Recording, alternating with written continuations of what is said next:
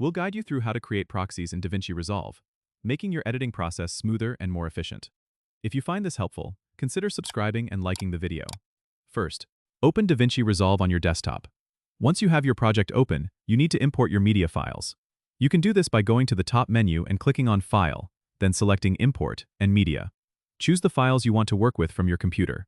After importing, head over to the Media pool where your clips are displayed. Right-click on the clip for which you want to create a proxy and select Generate Proxy Media. A window will pop up with options for resolution and format. To keep things light and quick, choose a lower resolution like 720p and a format such as ProRes LT or DNx HRLB, depending on your system and preferences.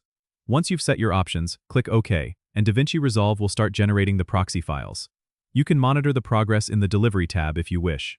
These proxies will be linked automatically to your original files, allowing you to edit with these lighter versions seamlessly. Once you're done editing, DaVinci Resolve will automatically switch back to the original media when you render your final output, ensuring full quality. This method significantly reduces lag and improves playback performance, especially with high-resolution footage. Don't forget to subscribe and comment if this helped you out.